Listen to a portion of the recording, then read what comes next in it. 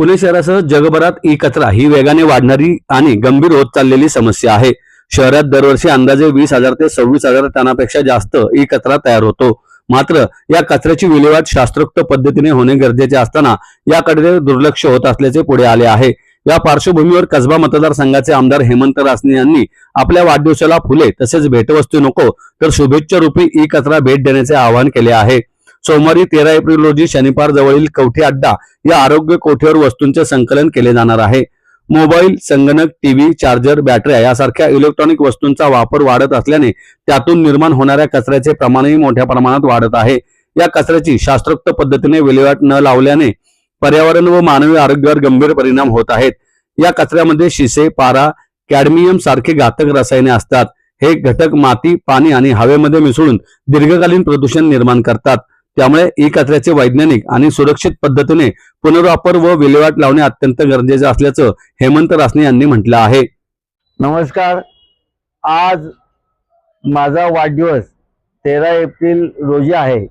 दरवर्षी माझे सगळे मित्र, पक्षाचे कार्यकर्ते असतील, गणेश मंडळाचे कार्यकर्ते असतील, हे बहुसंख्येने मला वाढदिवसाच्या शुभेच्छा देण्याकरता येतात।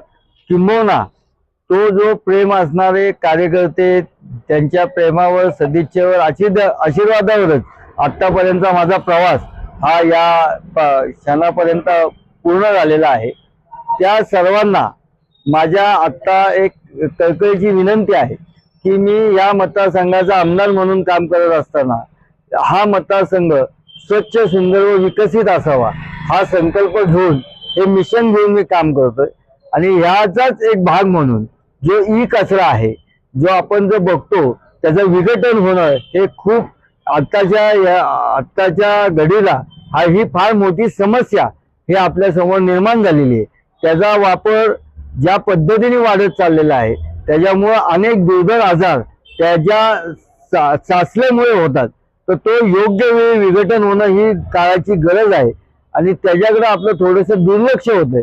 त्यामुळे ह्या वाढदिवसाला मी एक संकल्प केला की आपला जो ई कचरा आहे तो मला वाढदिवसाला भेट द्या, त्याचं आपण योग्य पद्धतीने त्याचं विघटन करू आणि आपला जो स्वच्छ, सुंदर, विकसित कचऱ्याचा संकल्प आहे तो सिद्धीला नेण्याकरता हा एक छोटासा प्रयत्न आहे। या प्रयत्नात मी आपल्या माध्यमातून सर्व माझ्या गणेश मंडळाचे कार्यकर्ते असतील, माझ्या पक्षाचे कार्यकर्ते असतील, एकूण समाजातील सर्व माता भगिनी असतील, नागरिक असतील, ज्यांनी मला आता त्यांच्या प्रेमातून, आशीर्वादातून आमदारापर्यंत आणलं, त्या सगळ्यांना माझी कळकळीची विनंती आहे की आपण मला वाढदिवसाला शुभेच्छा देण्याकरता नक्की या।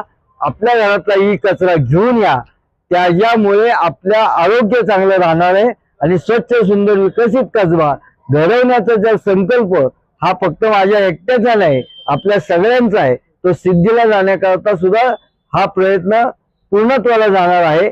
त्यामुळे मी पुन्हा एकदा आपल्या माध्यमातून सगळ्यांना विनंती करतो की आपल्या घरातला ई कचरा घेऊन 13 एप्रिलला दुपारी 4 ते 9 शनिपारा येथील कवठे अड्ड्याजवळ नक्की या।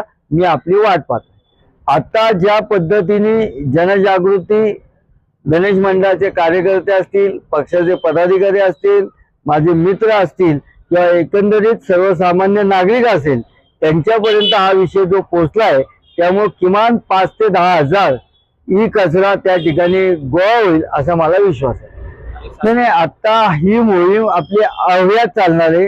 जोपर्यंत हा कसबा मतदारसंघ इंदोरपेक्षा स्वच्छ होत नाही, तोपर्यंत आपण सातत्याने या विषयावर काम करणार आहोत। आणि हा ई कचऱ्याचा जो विषय आहे, आपण दर महिन्याला असा एक ड्राईव्ह हा नक्की घेणार आहोत।